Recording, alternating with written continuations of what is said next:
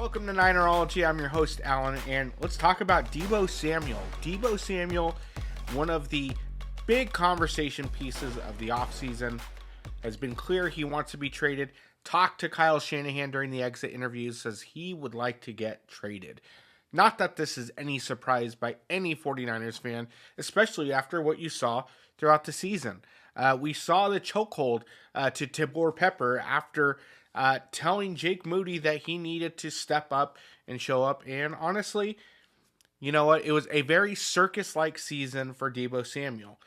Many people thought he would be traded this past offseason after the extension that Brandon Ayuk got, only for that not to happen. Instead, he got restructured. Then the thought is, well, Deebo Samuel's going to take on a greater leadership role because of how messy the contract negotiation was with Brandon Ayuk. So everybody assumed Deebo Samuel's going to be the one that stays, and maybe Ayuk will get traded this upcoming offseason. Only for things to unravel more so than they ever have. In fact, Deebo Samuel started publicly complaining about not getting touches as he has in previous years, when history showed that he was on track to get the same number of touches he did in previous years. Only to have everything come to a catalyst against the Rams, where he drops a short touchdown pass, which would have maybe propelled the 49ers to go on a potential playoff run. We all know what happened after that. The Rams ended up going on a run, ended up making it to the playoffs, went deep into the playoffs while the 49ers watched at home.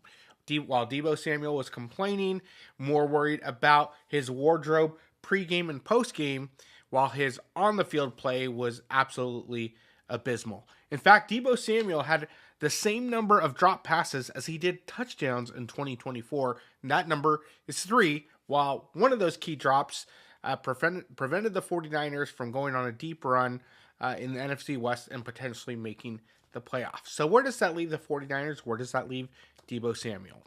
Well, Deebo Samuel, as a 49er fan, you love the way he plays the game. In fact, 2021, that's when he really showed out. That was his only All-Pro and Pro Bowl season in 2021, where he had 1,405 yards receiving, averaged 18.2 yards per catch, had 6 touchdowns, and he just took the league by storm. In fact, that's when he got his contract extension, 3 years for $71 million. Problem is, he's never been the same since then. That first year, he came back out of shape, averaged 11.3 yards per reception, only had 630 yards receiving.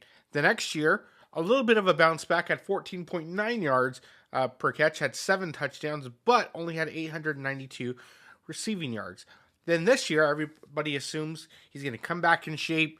He's going to show up because it's a contract year for him, because there's not much guaranteed money left over. But nope, they restructured his deal, meaning that they're giving him more upfront money. And you assume maybe he's going to try to stick around, only to show up with 13.1 yards per catch, 3 drops, 3 touchdowns, and 670 yards receiving. Not what you hope for as a Niner fan. Not what you hope for if you're Deebo Samuel. Not what you hope for if you're Jed York and you paid all that money up front for Deebo just to push back his cap further back in years to come. Where does this leave the 49ers? Well, the 49ers are 2 years too late for trading him. Honestly, they're 3 years. After his 2021 season, it was a very messy contract negotiation where he asked for a trade. They probably should have traded him then. They probably could have got a first-round pick. And yes, 49er fans probably would have been upset.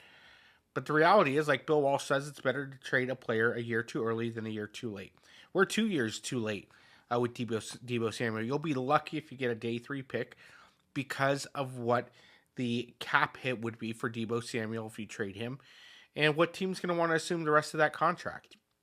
The reality is, the 49ers are going to have to do a post June 1st release here in order to have any sort of cap savings. And what's going to happen here is the 49ers are good at one thing.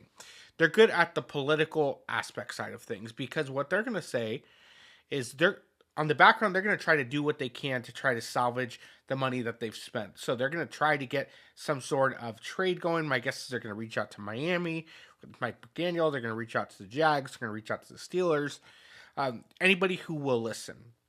They're going to try to get a second or third round pick. Problem is, nobody's going to give that. And so what's going to end up happening is you're going to have a 6th round offer, maybe a 7th round, maybe something conditional there.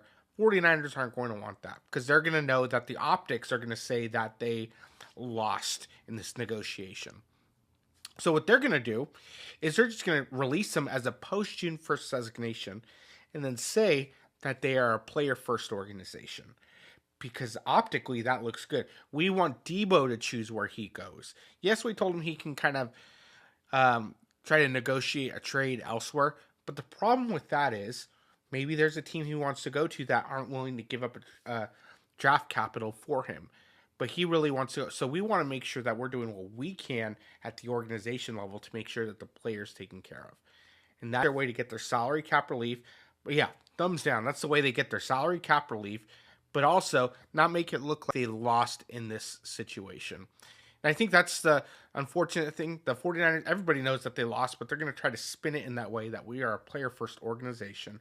And we're really willing to release the player who's given a lot to 49er fans and let him go where he wants to go, even though they know full well they lost this thing. And unfortunately for Deebo, Deebo again had that phenomenal season, known as one of the Yak leaders. Problem is he hasn't been himself since 2021. And so yes, he might get a small payday here or there, people hoping he'll return to form. But the fact is his body's beat up. He's more concerned with his pre and post game attire than he is in-game production. And so it's just unfortunate because you would have hoped to have won a Super Bowl with him. But instead the 49ers have to retool and prep for the 25-26 season, hoping that they can return to form. And even without Deebo, hopefully some of your younger guys like a Jacob Cowling, Ricky Pearsall can take that next step. Maybe go out and get a guy like Amari Cooper to kind of fill that void, or Chris Godwin to get that veteran presence there, because Brandon Ayuk's still going to be recovering. So a lot of moves the 49ers need to do, but here's the key. They are moving on from Deebo, which is a good call, even if he requested the trade. The fact is that'll help Kyle Shanahan dig into his playbook and stop force-feeding the ball to his favorite players and start getting other players involved. And that's how the 49ers take that next step. Well, that's all we have for today. Don't forget to like and subscribe, and we'll catch you next time.